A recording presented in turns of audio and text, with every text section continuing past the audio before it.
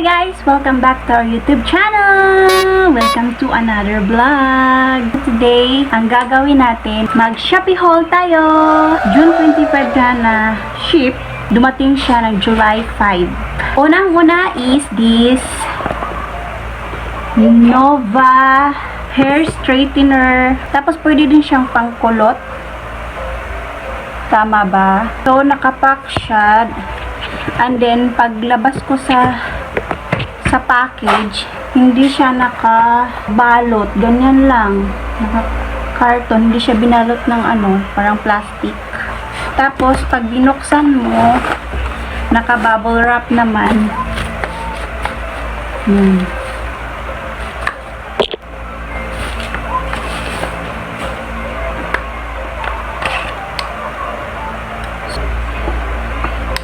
So, itatry natin to later.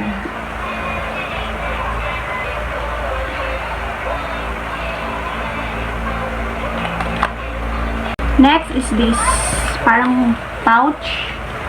Malaki. Large siya, guys.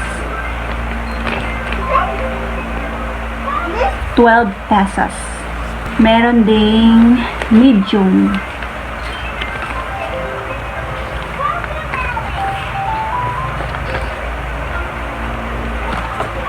So, large and medium. Mga pouch siya, guys, para gagamitin ko, lagyan ng mga newborn stuff.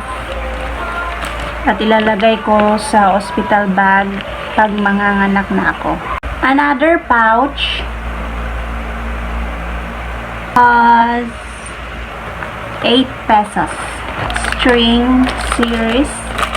Maglalagay ako ng mga pictures, tapos iipit ko dito, tapos maglalight siya.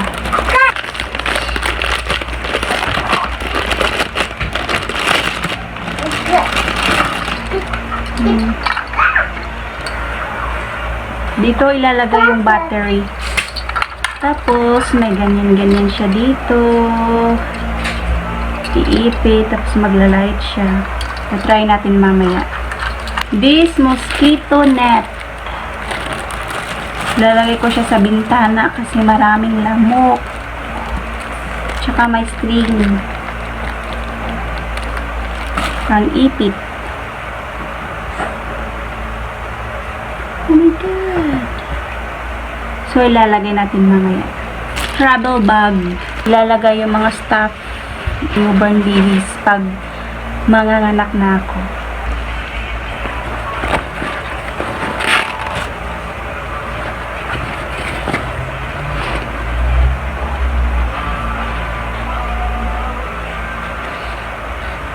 Another pouch. Unicorn. Siguro dito ko ilalagay yung mga medyas. Dito lalagay. Next is itong socks.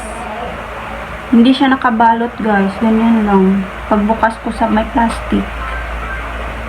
Ito. This sticker, mosquito. Sticker yata to pang baby para sa lamok. Tapos 6 siya.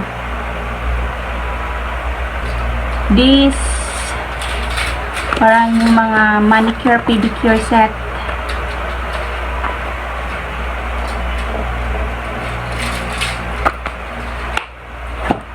Yung asawa ko na naglilinis ng buko ko.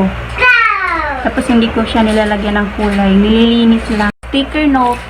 Kala ko malaki, maliit lang pala. From the shop of Albi_298. This one.